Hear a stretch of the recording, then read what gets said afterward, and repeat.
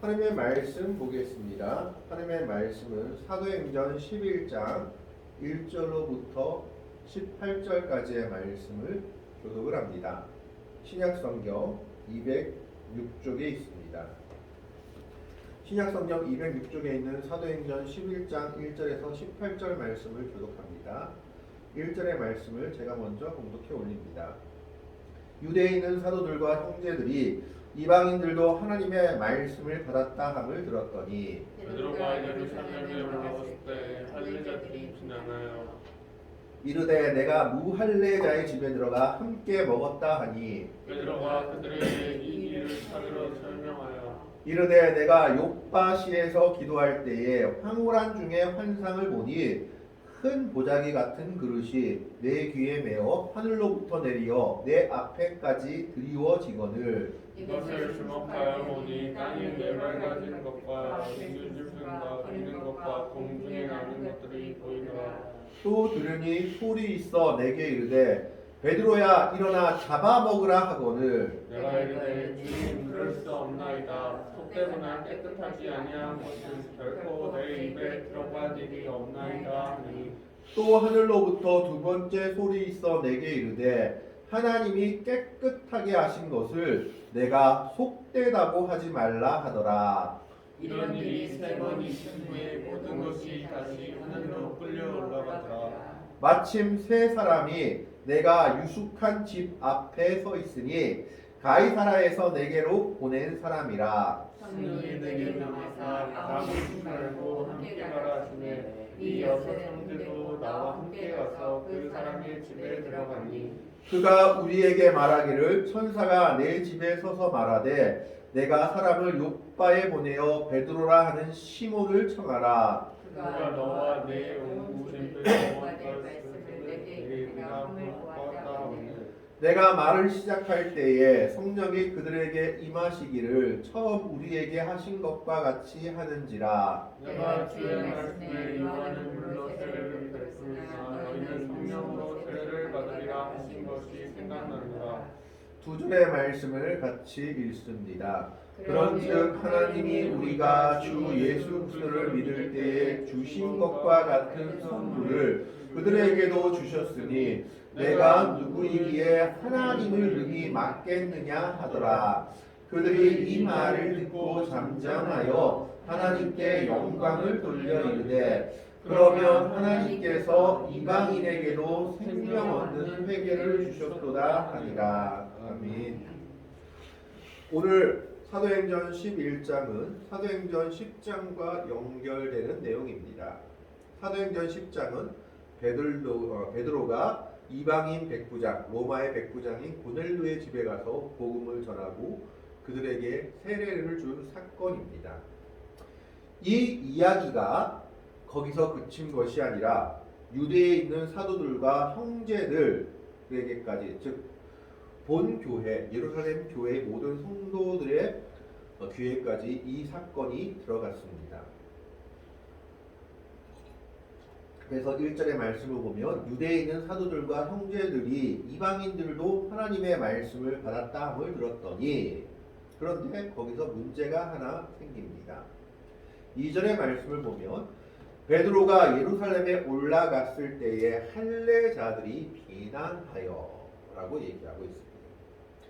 이 할례자들이라고 말한 이유는 무엇이냐 하면 이 사람들은 그리스도를 믿긴 믿지만 아직까지 유대주의, 할례주의에서 벗어나지 못한 유대교 그리스도인들을 지칭하는 것으로 보여집니다. 사실 그리스도교가 맨 처음에는 온 세상 사람들을 대상으로 복음을 전한 것이 아니라 유대인들만을 대상으로 복음을 전했습니다. 그들은 예수, 즉 이 예수가 메시아로 오신 것을 인정하긴 했지만 이 메시아로 오신 예수가 온 세상의 메시아가 아니라 유대인들이 기다리던 메시아, 유대인들만을 위한 메시아로 생각했습니다. 그래서 그들은 구원이라는 것은 이방인들과는 아무 상관이 없는 것이요 오직 유대인들만이 구원을 받을 수 있다라고 생각을 했기에 초창기 그리스도인들의 선교의 모습을 보면 유대인들에게만 복음을 전하고 있는 것을 보게 됩니다. 그것이 맨 처음으로 깨진 교회가 바로 안디옥이죠. 그래서 사도행전에 보면 안디옥에 이르러 이방인들에게도 예수를 전했다라고 기록하고 있습니다. 그런데 그 전에 먼저 깨트린 사건이 하나 일어나는데 그것이 오늘 본문에 나오는 베드로와 고넬료의 이야기입니다. 그런데 이 할례자들이 비난한 이유는 바로 한 가지입니다.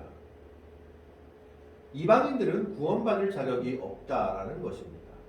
그리고 예수 그리스도는 메시아로 오신 것이 맞지만 유대인들을 위한 메시아이시지 온 세상을 위한 메시아는 아니다라고 생각했습니다.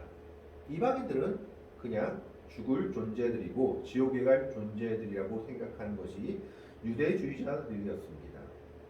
그래서 비난하고 있는 겁니다. 그런데 그 비난의 내용이 봅시다. 3절에 이렇게 얘기하고 있습니다.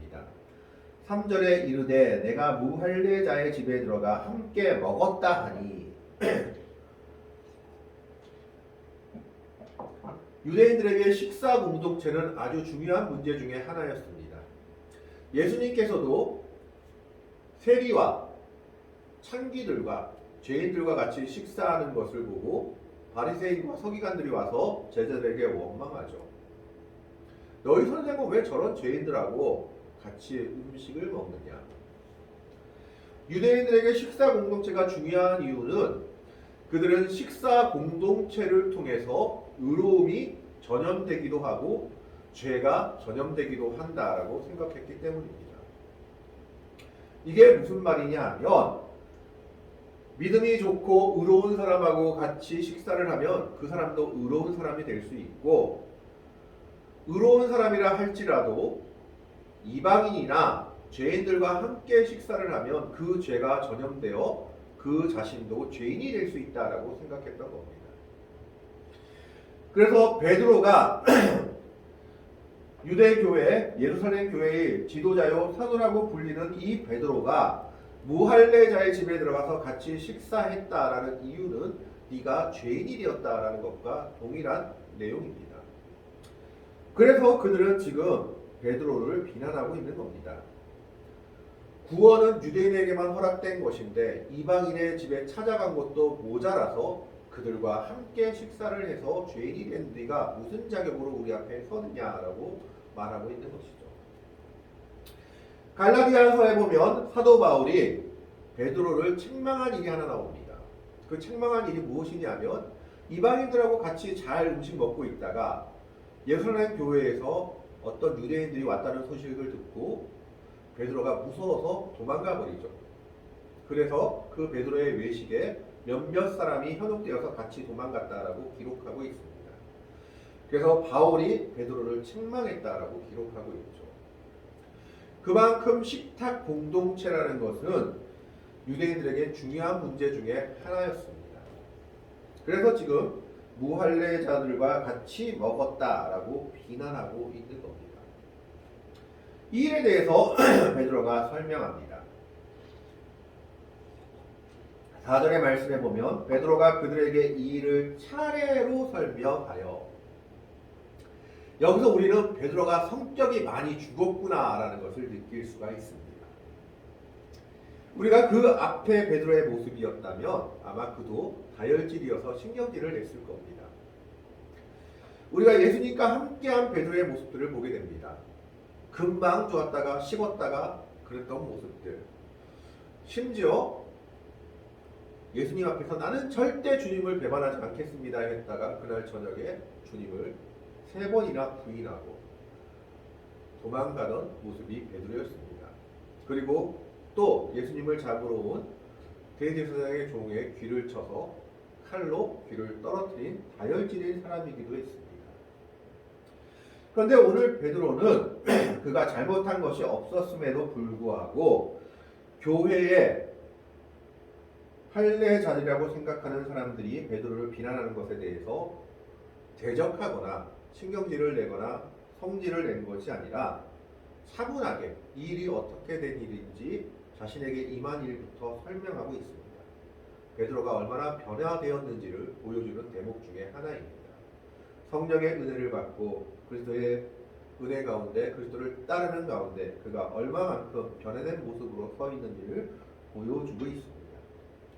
그러면서 그는 그가 봤던 환상에 대해서 이야기합니다.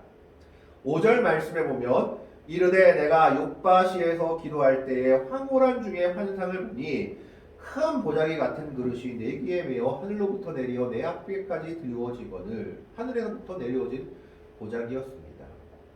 그런데 이 보자기에 쌓인 내용물이 문제였죠. 6절에 이것을 주목하여 보니 네 발 가진 것과 들짐승과 기는 것과 공중에 나는 것들이 보이더라. 사실 이것들이 율법적으로 먹지 말라 하는 음식들은 아닙니다. 네 발 가진 것, 들짐승, 기는 것은 조금 문제가 있을 수 있지만 공중에 나는 새들은 먹을 종류가 있고 먹지 않을 종류가 있었겠죠. 그래서 어떤 사람들은 이것을 조금 극단적으로 해석해서 이것이 요리되지 않았을 뿐이지 하나님께서 이 환상 중에 보이신 이 음식들은 율법 규례에 어긋나는 음식들은 아니었을 것이다 라고 해석하기도 합니다. 그러나 성경은 그것을 말하고 있지는 않죠. 문제는 베드로가 보기에는 이것이 부정한 음식들이었다라는 겁니다. 기는 것과 공중에 나는 것들이 그 보자기에 담겨 있어가지고 7절에 하나님이 베드로에게 명령하십니다. 또 들으니 소리 있어 내게 이르되 베드로야 일어나 잡아먹으라 하거늘. 잡아먹으라고 말했을 때 베드로가 이렇게 얘기하죠. 8절에 내가 이르되 주님 그럴 수 없나이다. 속되거나 깨끗하지 아니한 것은 결코 내 입에 들어간 일이 없나이다 하니 이건 무엇을 말씀하고 있습니까? 베드로도 아직까지 율법주의에서 벗어나지 못한 사람이다라는 것을 말하고 있습니다. 율법적으로 지금 이 음식들은 내가 먹을 수 없는 음식들입니다 라고 얘기하고 있는 겁니다. 그를 비난하는 할례자들과 똑같은 원칙에 서 있었던 것이 바로 베드로였습니다. 그래서 하나님께서 이것을 잡아먹으라 했을 때 이것은 내가 먹을 수 없는 음식입니다 라고 하나님께 항변합니다. 그때 하나님께서 이렇게 얘기하시죠. 9절의 말씀을 봅니다. 또 하늘로부터 두 번째 소리 있어 내게 이르되 하나님이 깨끗하게 하신 것을 내가 속되다고 하지 말라 하더라. 내 기억으로는 내 생각으로는 율법적으로 이건 먹으면 안 되고 부정한 것이지만 하나님께서는 이거 내가 깨끗하게 한 건데 왜 내 판단으로 부정한 것이라고 얘기하느냐. 너는 그러면 안 된다라고 얘기하고 있는 겁니다. 그리고 10절의 말씀해 보겠습니다. 이런 일이 3번 있은 후에 모든 것이 다시 하늘로 끌려 올라가더라. 자, 그러면 베드로가 먹었다는 이야기입니까? 먹지 않았다는 얘기합니까? 베드로가 끝까지 먹지 않았다는 이야기입니다. 하나님은 3번씩이나 이거 내가 깨끗하게 한 거야. 근데 베드로는 그래도 이거 먹을 수 없습니다. 3번이나 거절한 겁니다. 이 환상이 사라지고 나서 바로 고넬료가 보낸 사람들이 베드로 앞에 나타납니다. 11절 말씀에 보면 마침 세 사람이 내가 유숙한 집 앞에 서 있으니 가이사라에서 내게로 보낸 사람이라. 12절에 성령이 내게 명하사 아무 의심 말고 함께 가라 하시매 이 6 형제도 나와 함께 가서 그 사람의 집에 들어갔니. 고넬료죠. 이 고넬료는 사도행전 10장에 보면 뭐라고 되어 있냐 하면 1절, 2절에 이렇게 되어 있습니다. 가이사라에 고넬료라 하는 사람이 있으니 이탈리 부대죠. 이달리아 부대라 하는 군대의 백부장이라 상당히 높은 지위의 사람입니다. 그가 경건하여 온 지방과 더불어 하나님을 경외하며 백성을 많이 구제하고 하나님께 항상 기도하더니 정복자 즉 로마의 백부장, 이탈리아의 백부장이 자기의 점령지의 신을 인정하고 그에게 항상 기도하고 심지어 점령지에 있는 유대 백성들을 억압하고 억누른 것이 아니라 구제하고 섬겼다라고 기록하고 있습니다. 그가 얼마나 겸손하고 하나님 앞에 낮은 자세로 서 있는 자인지를 보여주고 있는 것입니다. 바로 그가 하나님의 음성, 천사의 음성을 듣고 베드로에게 사람을 보낸 겁니다. 아마 베드로는 이 환상이 없었으면 가지 않았을 겁니다. 아까도 말했다시피 베드로도 할례주의자, 율법주의자의 입장에 서 있는 사람이었기 때문입니다. 그런데 12절에 이렇게 얘기하죠. 성령이 내게 명하사 아무 의심 말고 함께 가라 하심에 이 6 형제도 혼자 간 것이 아니라 다른 율법주의적 성향을 가지고 있는 유대 기독교인 6 형제도 같이 간 것으로 보입니다. 나와 함께 가서 그 사람의 집에 들어가니 13절에 그가 우리에게 말하기를 천사가 내 집에 서서 말하되 내가 사람을 욥바에 보내어 베드로라 하는 시몬을 청하라. 하나님께서 그에게 천사를 보내주셔서 구원의 길을 알려주신 것입니다. 14절에 보면 그가 너와 내 온 집이 구원받을 말씀을 내게 이르리라 함을 보았다 하거늘. 하나님은 이 고넬료의 하나님을 섬기는 모습을 갸륵하게 그리고 보시고 그에게 천사를 보내서 구원을 얻을 길을 알려주신 겁니다. 그래서 베드로를 청하라라고 얘기하고 있는 겁니다. 그런데 놀라운 일이 시작되죠. 15절에 내가 말을 시작할 때에 이건 설교하고 하나님의 복음을 전했다는 이야기죠. 그런데 그 일을 시작하자마자 어떤 일이 일어납니까? 성령이 그들에게 임하시기를 처음 우리에게 하신 것과 같이 하는지라. 이것을 사도행전 10장 바로 앞에 10장 44절부터 46절까지 이렇게 얘기하고 있습니다. 베드로가 이 말을 할 때 성령이 말씀 듣는 모든 사람에게 내려오시니 베드로와 함께 온 할례 받은 신자들이 그 6명이 할례 받은 신자들이었습니다. 할례 받은 신자들이 이방인들에게도 성령 부어 주심으로 말미암아 놀라니 이는 방언을 말하며 하나님 높임을 들으리더라. 아마 방언과 예언을 했던 모양입니다. 이방인들이 방언하고 예언하는 것은 그들에게 놀라운 일이었습니다. 성령 임함의 증거였기 때문입니다. 할례 받은 신자들은 깜짝 놀랐지요. 그리고 이것을 보고 베드로가 생각난 것이 하나 있습니다. 오늘 본문 16절 말씀에 이렇게 얘기합니다. 내가 주의 말씀에 예수님이 말씀하신 것입니다.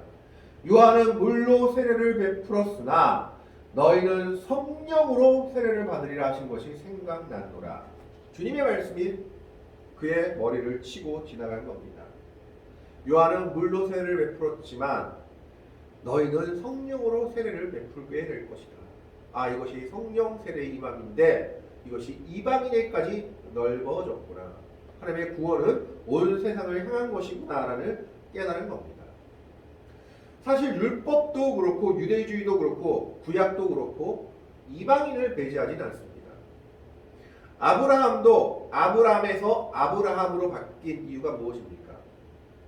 만국의 아버지, 이것은 이방인들까지 포함하는 개념입니다.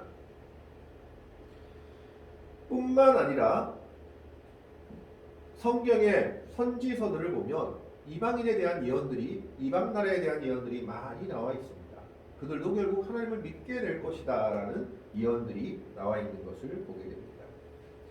그러나 유대인들은 율법주의에 가로막혀서 그들은 구원이 오로지 유대인들에게만 있다라고 생각했던 겁니다. 그런데 베드로가 고넬료의 집에 가서 성령이 임하는 것을 보고 성령 세례는 모두에게 열려 있구나. 그렇다면 우리가 물로 세례 주는 것을 누가 금하겠느냐라고 생각하는 겁니다. 그래서 결론적으로 17절에 베드로가 이렇게 얘기합니다. 그런즉 하나님이 우리가 주 예수 그리스도를 믿을 때에 주신 것과 같은 선물을 성령의 임함을 선물로 표현을 합니다. 그들에게도 주셨으니 내가 누구이기에 하나님을 능히 맡겠느냐. 첫 번째 질문이 뭡니까? 내가 누구냐라는 질문을 던집니다. 내가 누구냐라는 질문은 지금 답을 얻고자 던진 질문이 아닙니다. 상대방으로 하여금 우리가 누군지, 자신이 누군지 생각하게 하고 강조하는 표현입니다. 베드로는 자신에 대한 인식이 분명했습니다. 그는 자신이 하나님의 말씀에 절대 순종해야만 하는 하나님의 종이자 피조물이며 보냄받은 사도임을 분명하게 인식하고 있었던 겁니다. 그리고 그러므로 말미암아 그는 하나님께서 자신에게 명하신 것이 무엇이든지 간에 유대인의 관습과 자신의 생각과 관념을 넘어서는 일이라 할지라도 자신의 마음에 들든 들지 않든 오직 하나님의 뜻에 순종하는 자야 함을 깊이 인식하고 있다는 것을 이와 같이 표현하고 있는 겁니다. 내가 누구냐라는 겁니다. 나는 하나님을 넘어설 수 없는 오로지 하나님의 은혜에 의해 세워진 자요 하나님의 말씀의 뜻에 순종해야 하는 자다라는 것입니다. 두 번째 질문은 무엇입니까? 내가 누구냐라고 말하면서 두 번째 질문을 던집니다. 하나님을 능히 맡겠느냐? 이것은 지금 할례자들, 율법주의자들에 대해서 던지는 질문입니다. 지금 하나님께서 분명하게 성령의 임함을 통해서 이들에게도 구원이 임함을 보여주셨는데 우리가 가지고 있는 율법주의를 가지고 할례주의를 가지고 하나님의 일을 맡을 수 있겠느냐? 그것이 타당한 것이냐라고 질문하고 있는 겁니다. 베드로는 자기에게 나타난 하나님의 환상, 그리고 고넬료에게 나타난 천사의 지시, 그리고 자신이 설교를 하고 하나님의 말씀을 전했을 때 나타날 성령의 임함 등을 이야기하면서 이것이 하나님께서 행하신 일인데 우리가 우리의 전통을 가지고 율법주의나 그리고 할례주의를 가지고 하나님이 행하시는 일을 막는 것이 타당하냐, 하나님을 능히 맡겠느냐라고 물어보고 있는 겁니다. 우리는 때때로 우리의 생각과 우리의 간섭과 간념으로 인해서 하나님이 하시는 일을 제한하기도 합니다. 하나님은 우리의 생각 속에 묶여 있는 분이다라고 생각하기도 합니다. 이것이 바로 할례주의자들, 유대주의자들이 한 일이었습니다. 그러나 하나님은 그것을 넘어서시는 분이십니다. 물론 말씀에선 그것이 분명하게 드러나 있지만 할례주의자들, 유대주의자들은 그 말씀을 제대로 이해하지 못했던 겁니다. 그래서 베드로가 질문하고 있는 겁니다. 내가 누구냐? 우리는 하나님의 뜻에 순종해야 되는 사람들이다라는 겁니다. 두 번째, 하나님을 막을 수 있느냐? 우리 생각 가지고, 우리 능력 가지고, 또 우리의 율법을 가지고 우리가 지키는 구전을 가지고 하나님을 막는 것이 타당한 일이겠느냐라고 물어보고 있는 겁니다. 하나님을 능히 맡겠느냐라고 두 가지 질문을 던지고 있습니다. 이 질문을 던졌을 때 놀라운 일이 일어납니다. 18절 말씀을 한번 같이 읽어봅시죠. 18절 말씀입니다. 18절 말씀을 한번 같이 읽습니다. 시작. 그들이 이 말을 듣고 잠잠하여 하나님께 영광을 돌려 이르되 그러면 하나님께서 이방인에게도 생명 얻는 회개를 주셨도다 하니라. 그들이라는 것은 할례주의자들, 율법주의자들을 이야기합니다.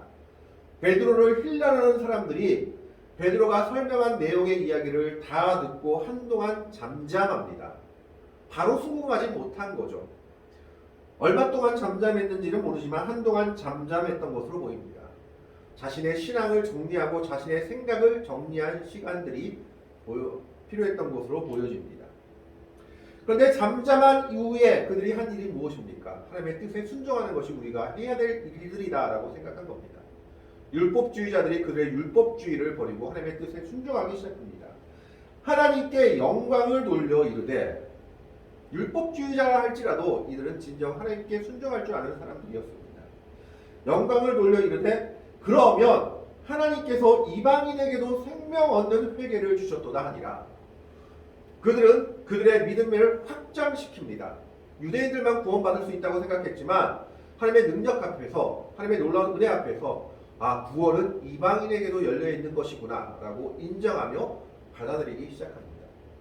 이것이 오늘 그리스도인들의 모습이 되어야 하고 오늘 성도들의 모습이 되어야 합니다. 우리는 하나님의 능력을 제한하지 말아야 합니다. 하나님께서 행하시는 모든 일에 대해서 우리는 열린 마음이 있어야 됩니다. 비록 처음에는 베드로를 비난했던 할례자들이다 할지라도 그들은 베드로의 말을 듣고 그들의 마음을 변화시킵니다. 이와 같은 믿음의 변화가 우리에게 필요합니다. 그들은 베드로의 보고를 듣고 그들의 신앙을 변화시킵니다. 잠잠하여 한동안 그들의 신앙을 정리하고 이제 하나님의 뜻에 순종하는 것이 맞겠구나 생각하여 하나님께 영광을 돌리며 결론을 내립니다. 하나님이 이방인에게도 생명 없는 회개를 주셨다. 이방인에게도 구원이 임했다라고 자신들의 아집과 고집을 버리고 있는 겁니다. 베드로의 두 가지 질문을 그들이 변하게 하게 만들었습니다. 내가 누구냐? 우리가 하나님을 막을 수 있느냐? 그러자 그들은 자신의 아집과 고집을 부리고 하나님은 이방인에게도 생명 얻는 회개를 허락하셨다. 구원이 열렸다라고 믿음으로 인정하고 있습니다. 오늘 우리들의 믿음의 모습이 이와 같은 모습이 되어야 합니다. 우리의 생각과 아집에 고집에 닫혀 있는 것이 아니라 하나님의 뜻에 열려 있어야 한다라는 겁니다. 우리는 하나님의 능력을 우리가 제한하면 안 됩니다. 하나님께 행하시는 놀라운 일들을 우리는 믿음으로 바라볼 수 있고 인정할 수 있어야 합니다. 그렇기 때문에 이 베드로의 모습을 통해서 초대 그리스도인들의 유대 교회의 모습을 통해서 기독교가 세상으로 뻗어나갈 수 있는 시초가 되었습니다. 그들은 이방인을 품고 세상을 품을 수 있는 교회의 기초를 놓게 된 것입니다. 오늘 이 베드로의 질문을 우리가 우리 자신에 적용시키면서 다시 한번 생각할 수 있길 바랍니다. 내가 누구냐? 우리가 능히 하나님을 막을 수 있겠느냐? 이 질문을 생각하면서 비록 베드로를 비난했던 할례자들이지만 이 질문 앞에서 베드로의 보고 앞에서 그들이 하나님 앞으로 돌아선 믿음의 백성들이 되었듯이 오늘 우리도 하나님의 뜻에 순종하며 하나님의 영광을 가리지 않는 우리 하나님의 영광을 나타내며 같이 순종하며 살아갈 수 있는 믿음의 백성들이 될 수 있기를 주님의 이름으로 간절히 축원합니다. 기도하겠습니다. 하나님, 오늘은